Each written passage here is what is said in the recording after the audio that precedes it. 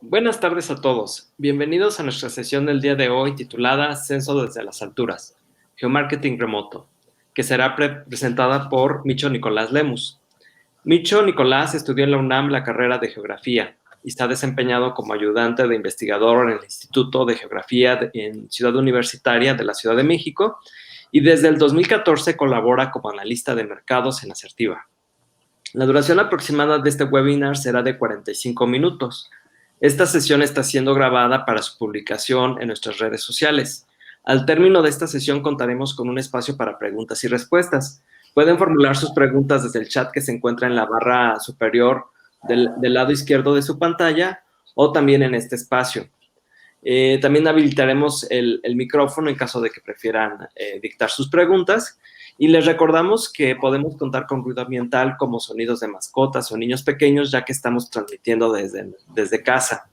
Y bueno, sin más preámbulo, le cedo la palabra a nuestro ponente. Muchas gracias, Roberto.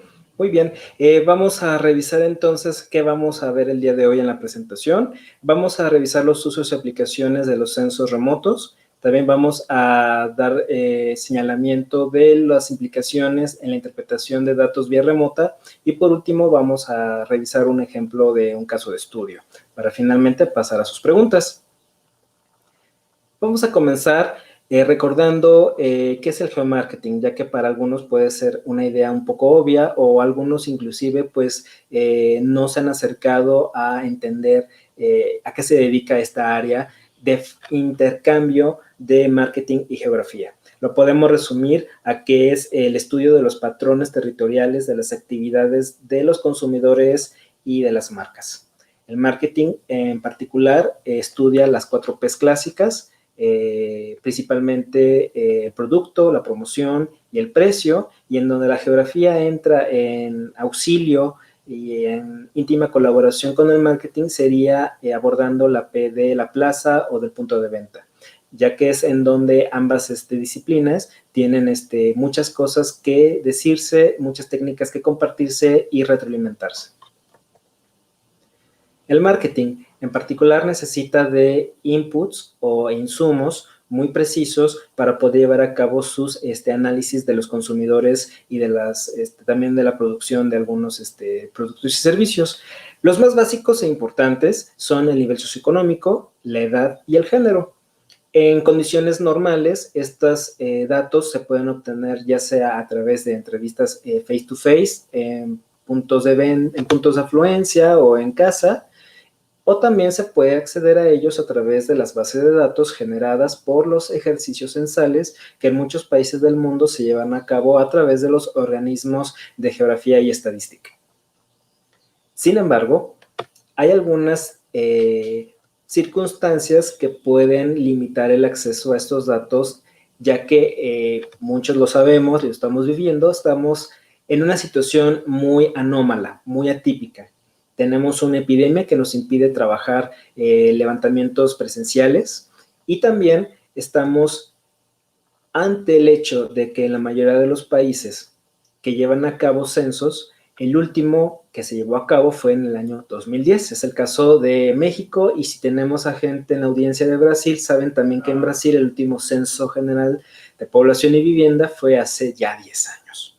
Entonces, ¿qué sucede cuando yo necesito hacer un censo, un levantamiento o necesito caracterizar un fraccionamiento, asentamiento humano, una población que en el censo pasado no existía o que tenía muy pocos datos y yo necesito lanzar un proyecto con base a la caracterización de ese lugar?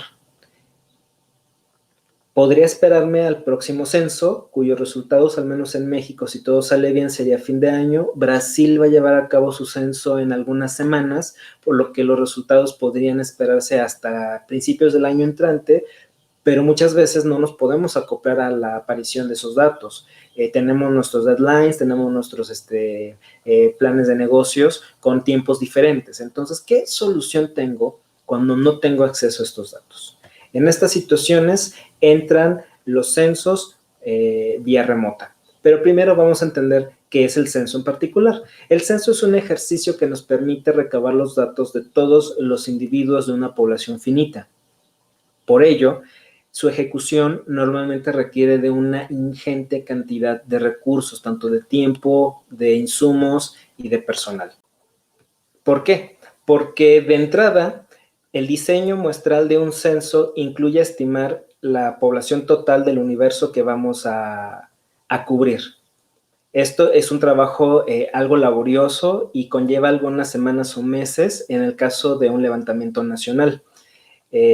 También implica la administración de recursos humanos. Hay que contratar entrevistadores, supervisores, capturadores, codificadores, gente de gabinete que va a recibir la información, que va a tratarla, va a limpiarla y va a generar los tabuladores finales. También la adquisición y la renta de los insumos que necesitamos en campo para este personal, como lo puede ser mochilas, tabletas, uniformes, gafetes. Si se opta por impresión de los instrumentos de levantamiento, lápices, plumas, etcétera, etcétera.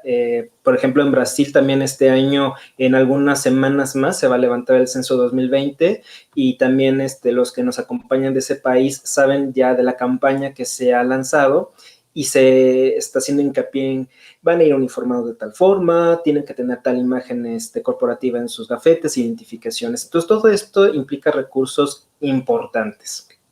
Y el pago de servicios relacionados con esto, ¿no? Puede ser Wi-Fi, puede ser captura, codificación, etcétera, etcétera.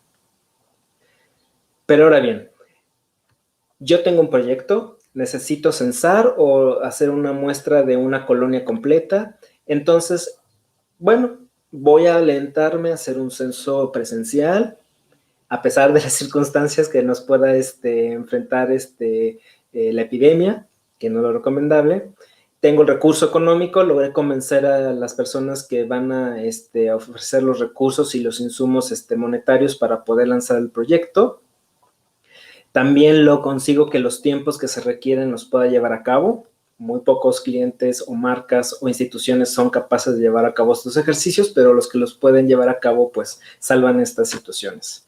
Sin embargo, también están las limitaciones en campo. Cualquier equipo de campo que se precie de serlo y tenga experiencia levantando entrevistas presenciales en casas o en puntos de afluencia, conocen que no siempre lo que se planea se puede ejecutar, ya que nos enfrentamos, por ejemplo, a la situación de que algunas colonias tienen casetas de vigilancia, en algunas las casas no quieren responder el timbre, en otras las entrevistas se caen porque se considera que el entrevistado se le están preguntando cosas sensibles y cortan las entrevistas.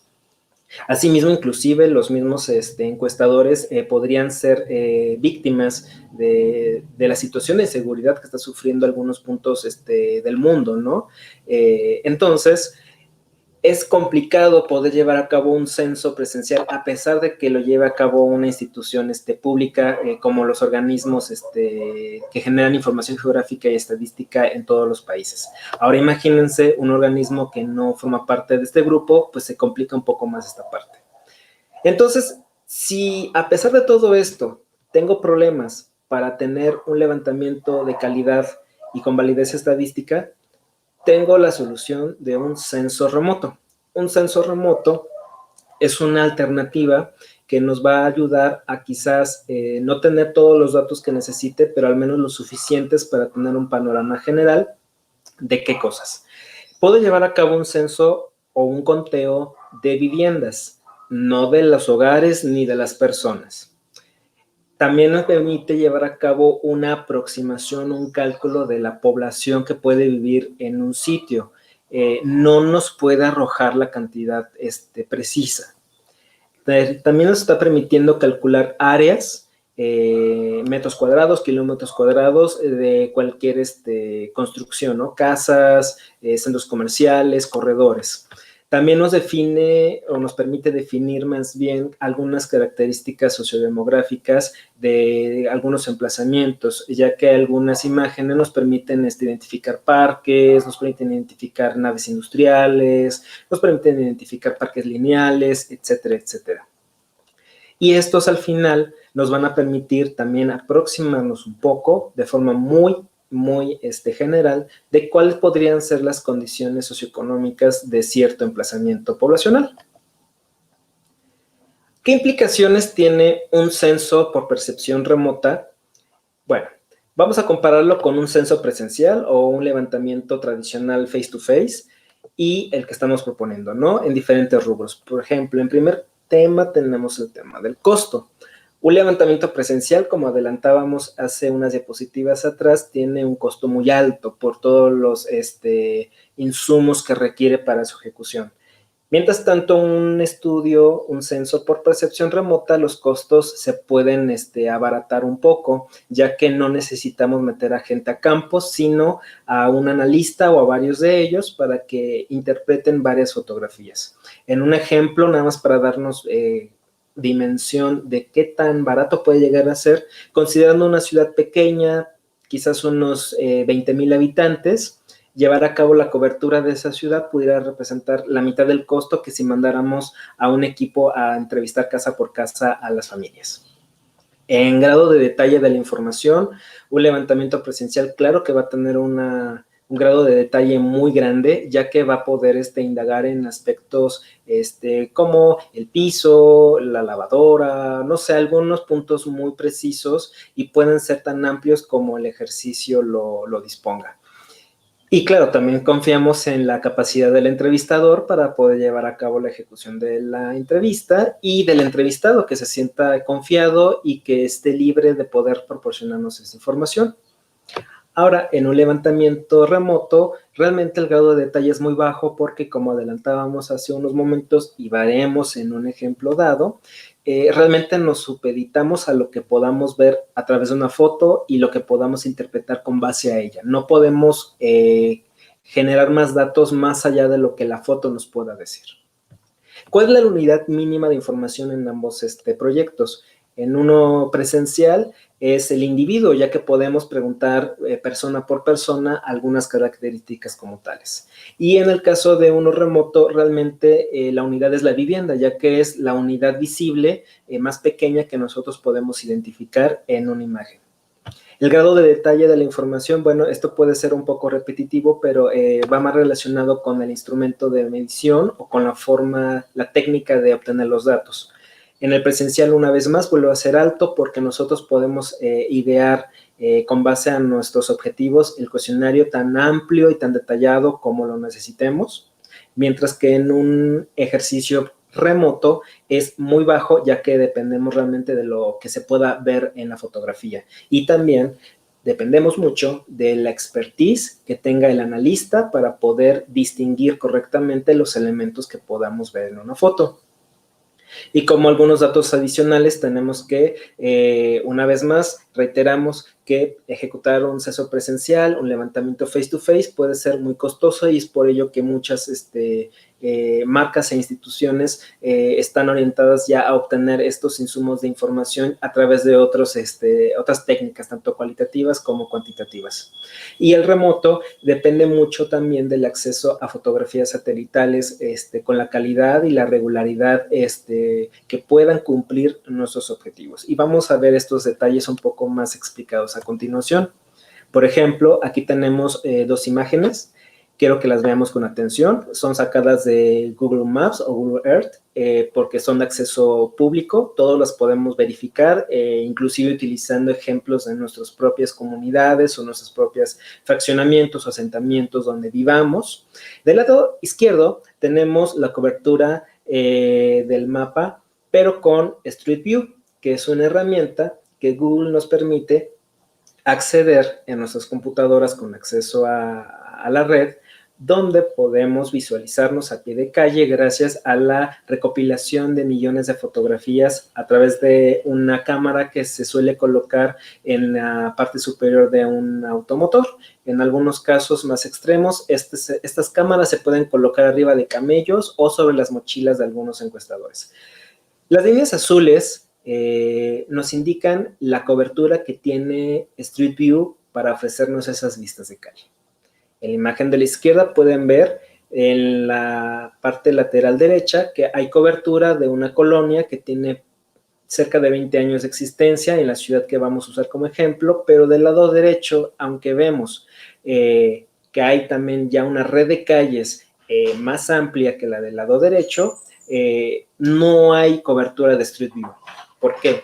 Porque Street View no ha podido llevar a cabo la cobertura y por lo tanto, si Street View, que tiene la infraestructura de un gigante de la generación de datos, no le ha sido posible llevar a cabo el acceso, pues menos un equipo de encuestadores en campo de alguna otra agencia, ya que no tienen las credenciales o no tienen las identificaciones, digamos, de estos gigantes que todo el mundo puede llegar a conocer y por lo tanto el acceso no es posible.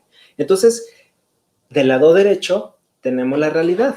No es que no exista, no es que no se pueda levantar, sino que no se ha podido cubrir por estas implicaciones de obstáculos físicos que tenemos en campo. Y es en donde el censo remoto entra, porque con una imagen satelital, pues podemos tener acceso a algunos detalles de estos sitios que nos interesa conocer. ¿Qué necesitamos para llevar a cabo un censo remoto? Bueno, necesitamos, entre otros elementos, para no entrar en detalles, dos primordiales. El primero son las imágenes satelitales. De entrada voy a hacer un comentario breve. No hablamos de imágenes aéreas que pueden ser generadas con drones, ya que el área que pueden cubrir es mucho menor a la de fraccionamientos o ciudades, y en algunos países, por ejemplo en México, ya hay restricciones para el vuelo de estos. Además de que, por desgracia, ya se han estado utilizando para usos no lícitos. Entonces la gente ya está muy renuente a poder observar un dron cerca de sus domicilios, por lo que para algunos objetivos se desaconseja su uso. Pero hay algunas aplicaciones en las cuales es lícito utilizar los drones, lo podremos ver en otra sesión o en las preguntas y respuestas. Pero regresando a las imágenes satelitales que son generadas a través de satélites que se encuentran en conjunción en la atmósfera terrestre, pues nos ofrecen imágenes principalmente de extensión TIFF, que están georreferenciadas y que se pueden descomponer en diferentes bandas de color para resaltar algunos elementos del territorio. Son disponibles también a través de diferentes proyectos, ya que dependiendo del objetivo al que se les vaya a dedicar su uso, se pueden orientar los resultados de estos satélites. Por ejemplo, el uso ambiental, el uso urbano, el militar, el meteorológico. La cobertura que tienen las imágenes satelitales en la mayor parte de los casos incluye todo el mundo, por lo que es muy difícil encontrar algún sitio que no podamos obtener información de foto. Y también la definición supone la escala de utilidad de la imagen. No todas las imágenes satelitales las podemos usar para fines de marketing, porque para marketing ocupamos fotos satelitales con una resolución de píxel sumamente detallada. Por ejemplo, en el ejemplo que tenemos en la diapositiva que vemos, estamos viendo una imagen igualmente de la ciudad que vamos a usar de ejemplo, pero con una resolución muy grande. No podemos, digamos, hacer zoom a nivel de vivienda, porque no lo permite la calidad de esa fotografía. Y aquí está el ejemplo. La definición de la fotografía importa mucho. Del lado izquierdo estamos viendo un detalle de la fotografía que vimos en la diapositiva anterior, en donde la definición por píxel es de 30 metros. Y del lado derecho estamos viendo el mismo sitio, pero con una resolución más precisa, en este caso de hasta 50 centímetros por píxel, donde ya es posible identificar elementos como árboles y coches. Y aunque no lo parezca, estas dos imágenes son del mismo sitio. Y también vamos a ocupar al personal calificado. Necesitamos expertos que por lo general suelen ser geógrafos, geólogos, pueden ser profesionistas afines a estas disciplinas que tienen experiencia en la interpretación de fotografías aéreas. También deben tener experiencia en diferentes ámbitos, no solamente en ámbitos urbanos, sino también en ámbitos rurales, a diferentes escalas, en diferentes inclinaciones de luz, para poder ejecutar correctas interpretaciones. Entre más interpretaciones lleve a cabo el analista, mayor será su posibilidad de generar datos reales, válidos, y no darse por confusión con otros elementos.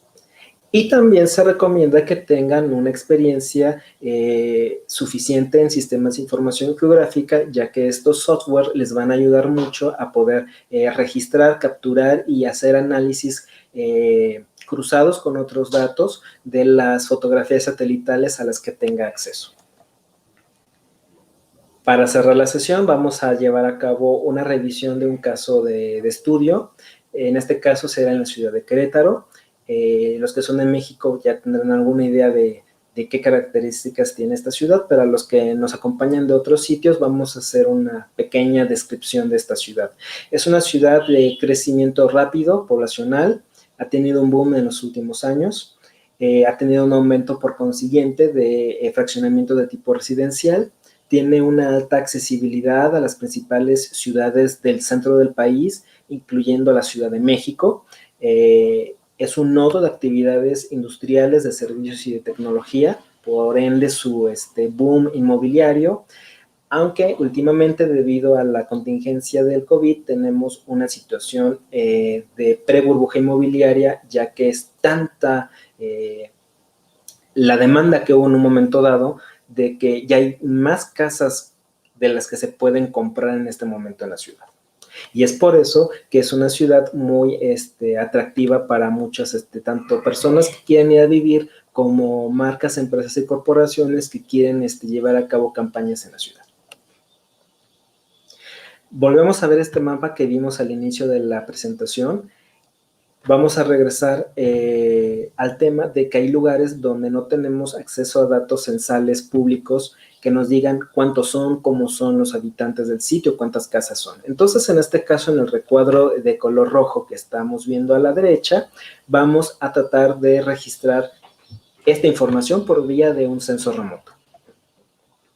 Entonces, aquí tenemos la imagen satelital de ese recuadro que vimos anteriormente, en dos momentos diferentes, ya que podemos a través de un censo remoto llevar a cabo la medición de datos de distintos momentos en el tiempo. En este caso vamos a hacer un ejercicio entre la imagen de la derecha, que es abril de 2012, y la de la izquierda, que es abril de 2012, contra la de la derecha, que es marzo de 2018. Como podemos ver, tenemos un crecimiento importante de manzanas, de viviendas y un boom de aspectos urbanos, ¿no? Vamos a hacer un pequeño zoom a una de las áreas de estas dos fotografías. Vamos a ver estos elementos. Vamos a observar, por ejemplo, que en la fotografía tenemos polígonos de color rojo, que serán las manzanas. Tenemos polígonos de color amarillo, en donde el fotointerpretador identificó las casas. Estamos estudiando exclusivamente la manzana al centro de la fotografía, y meramente de forma señalativa tenemos los automóviles. Estos cartográficamente no se suelen registrar, ¿verdad? Por su escala. Pero para interpretación los estamos señalando, y para efectos de visualización del ejercicio los estamos mostrando. En esta imagen de abril de 2012, en la manzana que se interpretó, tenemos 6 viviendas y tenemos 3 automóviles.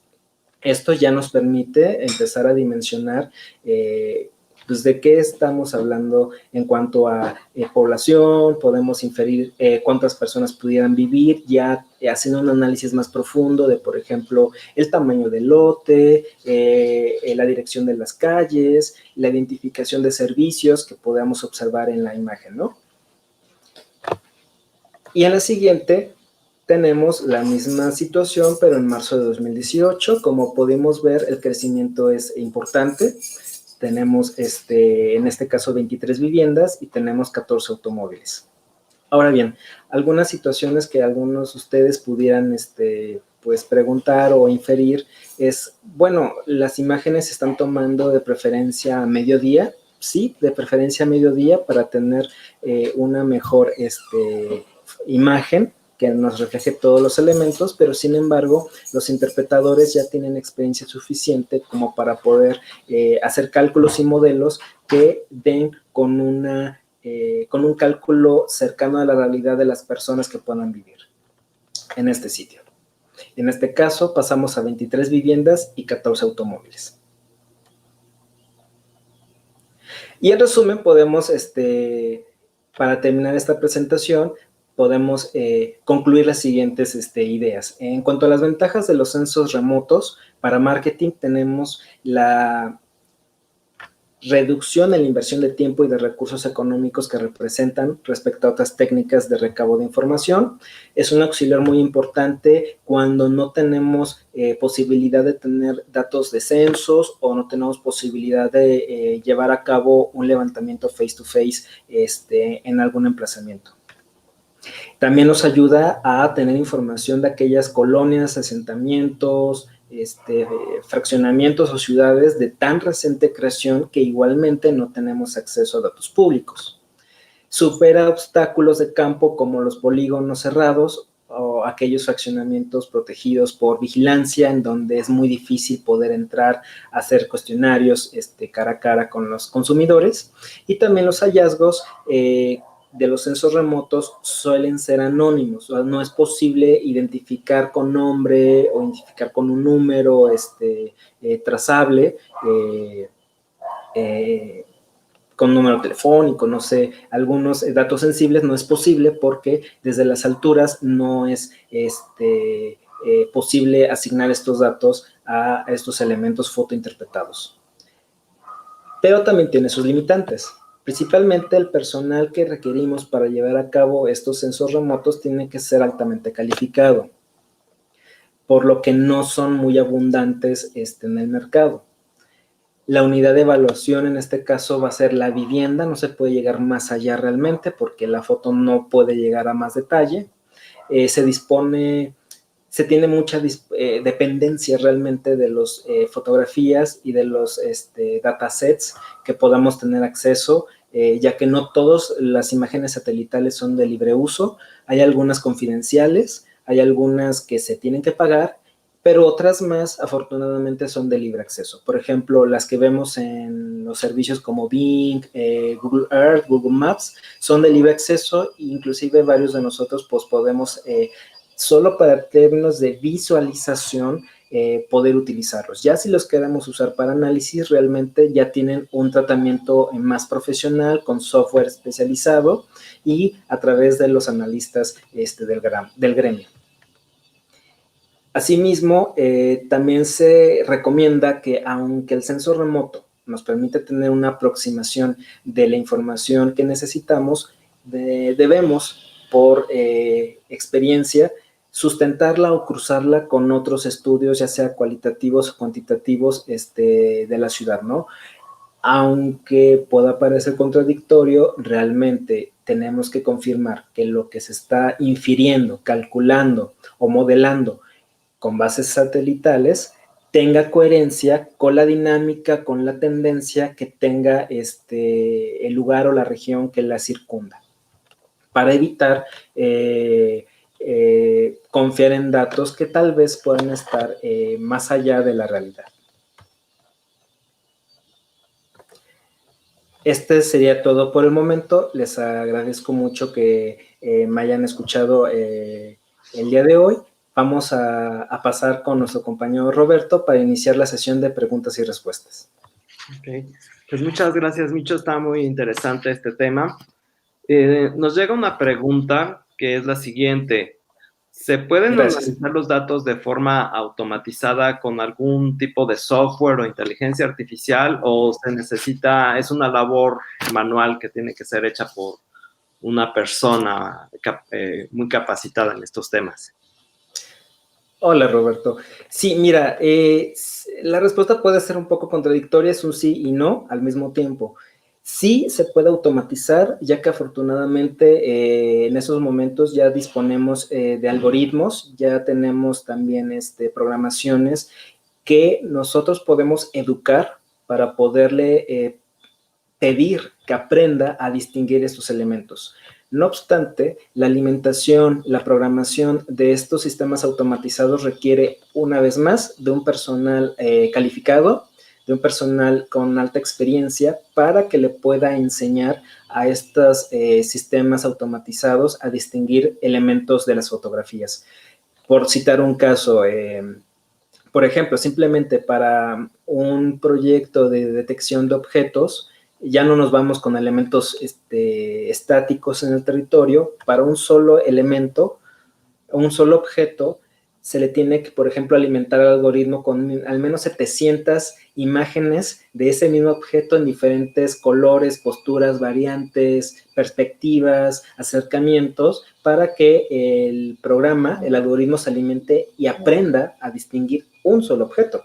Entonces, para enseñarle a un sistema de automatizado a distinguir, por ejemplo, un predio residencial, tendríamos que alimentarlo con muchas más de 700 imágenes de diferentes tipos de predios, por lo que esto sería una labor titánica.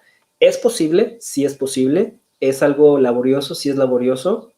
Sin embargo, al final, si se consigue este sistema automatizado, realmente se pueden correr muchas soluciones, muchas alternativas.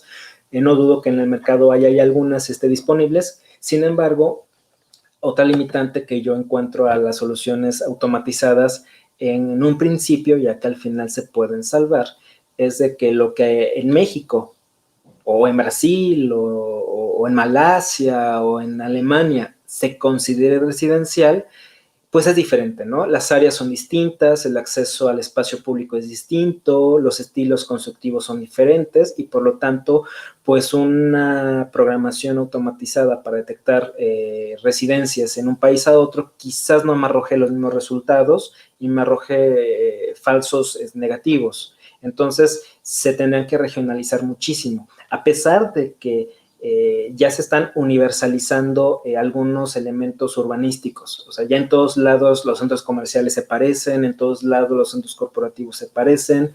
Sin embargo, en vivienda todavía no hay una universalización de estos elementos. Y, por ejemplo, otra limitante que yo encontraría y que por eso en las limitaciones indicamos que se recomienda cruzarlo con otros datos, es, por ejemplo, los desarrollos verticales. En desarrollos verticales, aunque podamos nosotros calcular con fotografía aérea los pisos, pero si la foto es totalmente perpendicular a esa torre de departamentos, lo más que podríamos calcular con base a la foto únicamente sería que es una torre de departamentos. Tendríamos que al menos mandar a una persona que el geógrafo lo sabe, tiene que ir a confirmar datos de fotografía aérea en campo, aunque sea visualmente, y para términos de percepción, pues cuántos pisos tiene esa torre, para lo cual pues no es necesario pedir acceso, simplemente yo salgo, trazo mi ruta, identifico los puntos que a lo mejor de forma automatizada o de mi interpretación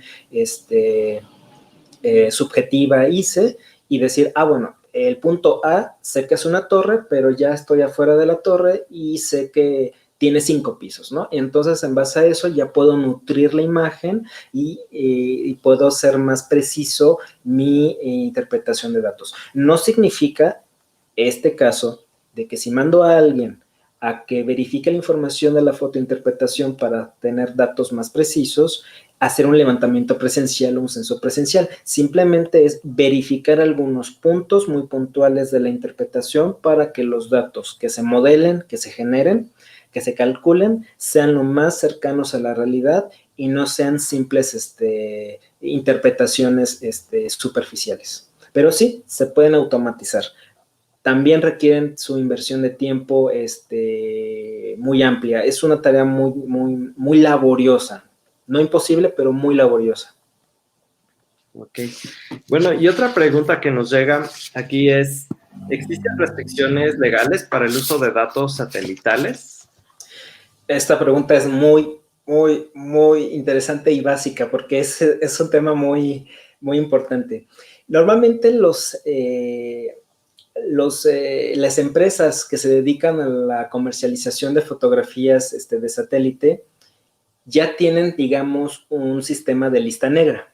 Entonces, algunas organizaciones o algunas, inclusive individuos, principalmente en los Estados Unidos, esto se da mucho, y lo pueden ver inclusive ustedes en Google Maps, sí puedes pedir que tu casa o tu predio no se pueda ver. Y entonces estas empresas, al igual que en el teléfono, tu número debe ser dado de baja y no debe ser visible para que te contacten, igual estos predios, estos sitios van a aparecer difuminados porque no son de libre acceso. O de plano, hay algunos servicios que son confidenciales, por ejemplo, los de ámbito militar, esos en marketing pues tampoco no son útiles, no tenemos acceso a ellos, entonces no hay problema, pero sí tienen algunas limitaciones. Normalmente ya el producto cuando lo consigues, ya sea para términos académicos o de marketing, ya la información a la que tú no deberías tener acceso ya aparece censurada, por lo que no debe haber problema. Ahora bien, hay algunas limitaciones para algunos productos, por ejemplo, los norteamericanos, regreso otra vez a este país, en donde sí la información generada no debe ser compartida para fines distintos a la investigación. O sea, no puedo, no sé, utilizar la información para calcular la ruta de un dron para que vaya a espiar a la gente. A ese tipo de restricciones legales me refiero. Pero si es para yo tomar la imagen y hacer una, interpretación y calcular cuántas viviendas hay, para calcular, eso no tiene tantas limitaciones, porque repito, el grado de detalle es muy general, la unidad mínima de análisis es la vivienda y por lo tanto yo no puedo identificar si hay niños de 2 años, cuántos hay, no puedo identificar si la casa es de tal persona, al menos solamente con la interpretación, por lo que de entrada el análisis de estas y su interpretación no está limitada. El problema entra que si yo quisiera generar imagen aérea, ahí ya en cada país empieza a regularse el uso de los drones. Entonces, al menos en México, por ejemplo, ya no se pueden volar más allá de 122 metros de altura. No los puedes volar cerca de aeropuertos. Y mucha gente empieza ya a tener recelo porque, por desgracia, las personas que se dedican a actividades no lícitas sí han utilizado estas herramientas, estos aparatos para fines distintos a la investigación o inclusive en algunos casos la entrega de productos, ¿no? Entonces ya también está mal visto el uso de los drones. Se recomienda esto para espacios en donde la gente sepa que el dron va a fotografiar para fines estrictamente de investigación, ya sea para marca, ya sea para fines ambientales, pero sí requieres ya hacerles conscientes de este dron va a estar volando a tal hora y no hay problema, ¿no? Sin rebasar la altura de vuelo. El satélite, ¿no? El satélite puede volar, como lo dije, hay unas constelaciones de cientos de satélites de diferentes proyectos en todo el globo, tomando fotografías diarias, semanales, mensuales, de todo el globo terráqueo. Entonces, no hay problema. Si la imagen ya tuve acceso a ella para su interpretación, seguramente los elementos a los que yo no debo tener acceso no van a aparecer visibles, van a aparecer en su mayoría difuminados o censurados. Ok, pues muchas gracias por las respuestas a estas preguntas. Llegamos al término de la sesión de hoy. Les agradecemos mucho su asistencia. Las preguntas que no pudieron ser respondidas por el momento serán resueltas en un documento que les haremos llegar posteriormente, junto con el enlace de este webinar para también ingresar a nuestra página de YouTube. Y los invitamos a estar pendientes de nuestras redes sociales y futuros correos para los siguientes seminarios en línea. El equipo de Asertiva les desea una buena tarde y muchas gracias por su atención. Muchas gracias. Hasta luego. Hasta luego.